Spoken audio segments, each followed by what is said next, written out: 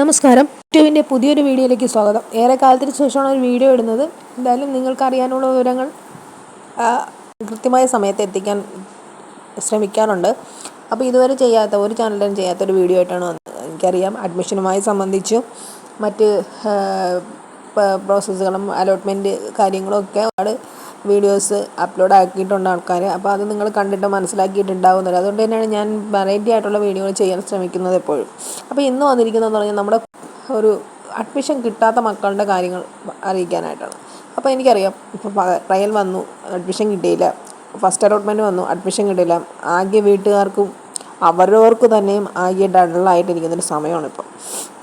എനിക്ക് മാത്രം, എൻ്റെ ഫ്രണ്ട്സിനെല്ലാം സ്കൂളിൽ അഡ്മിഷൻ കിട്ടി, എനിക്ക് കിട്ടിയില്ലല്ലോ എന്നൊരു വിചാരം. കാരണം ഞാൻ അപ്പോഴാണ് നമ്മൾ റിയലൈസ് ചെയ്യുന്നത്, ഞാൻ കുറച്ചും കൂടി പഠിച്ച് കുറച്ചും കൂടി മാർക്ക് വാങ്ങിയിരുന്നെങ്കിൽ എനിക്ക് പക്ഷേ ഫസ്റ്റ് അലോട്ട്മെൻറ്റ് തന്നെ അഡ്മിഷൻ കിട്ടിയാനേ എന്നൊക്കെ ഒരു ചിന്ത കുട്ടികളിൽ വരുന്നത്. അപ്പോൾ നിങ്ങളുടെ റിസൾട്ട് എന്ത് തന്നെ ആയിക്കോട്ടെ, കഴിഞ്ഞത് കഴിഞ്ഞു. ഇനി നമുക്കതൊന്നും മാറ്റി തിരുത്താനോ ഒന്നും പോകാൻ പറ്റില്ല. റിവാലുവേഷനൊക്കെ കഴിഞ്ഞു.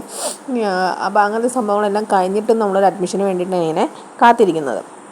അപ്പോൾ നിങ്ങൾ ചിന്തിക്കേണ്ട ഒരു കാര്യം, നിങ്ങൾ വിഷമിക്കേണ്ട യാതൊരു ആവശ്യമില്ല.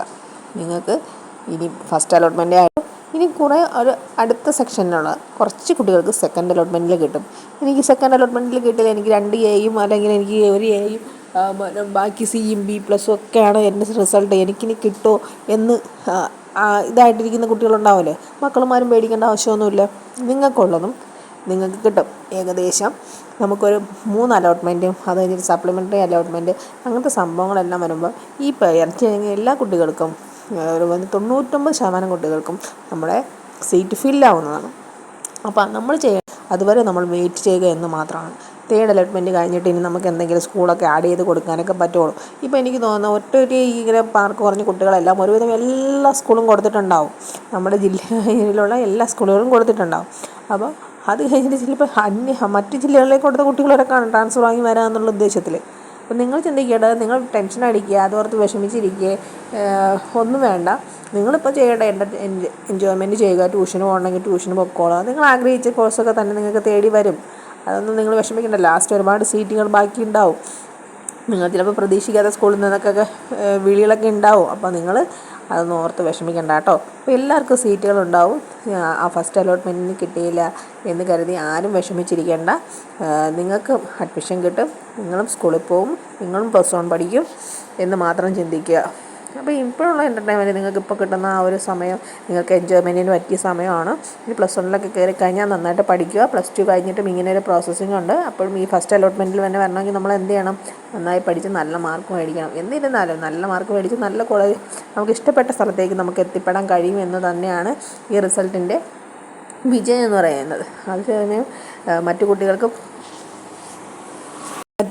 പഠിക്കാൻ പറ്റില്ല എന്നുള്ളൊരു ധാരണയൊന്നും നിങ്ങൾ വച്ച് പുലർത്തേണ്ട ആവശ്യമില്ല. നിങ്ങൾക്ക് നിങ്ങളുടെ മാർക്കിന് അടിസ്ഥാനമായിട്ടുള്ള നിങ്ങൾ വച്ചേക്കുന്ന സ്കൂളുകളിൽ ഏതെങ്കിലും ഒന്നിൽ നിങ്ങൾക്ക് അഡ്മിഷൻ തീർച്ചയായിട്ടും കിട്ടും. ഞങ്ങളുടെ വീടിനടുത്തൊരു കുട്ടിയുണ്ട് 10ാം ക്ലാസ്സിൽ. അപ്പോൾ അവനിപ്പോൾ 10ാം ക്ലാസ് കഴിഞ്ഞ് അവന് വളരെ മാർക്കൊക്കെ കുറവായിരുന്നു. എന്ന് വെച്ചാൽ അധികം അവൻ ട്യൂഷനൊന്നും പോവാതെ സ്വന്തമായിട്ട് പഠിച്ച് പാർട്ട് ടൈം ജോലിക്ക്, കാറ്ററിങ്ങിന് അങ്ങനെയൊക്കെ പോയിട്ട് ഉള്ളൊരു പാവപ്പെട്ട വീട്ടിലെ കുട്ടിയാണ്.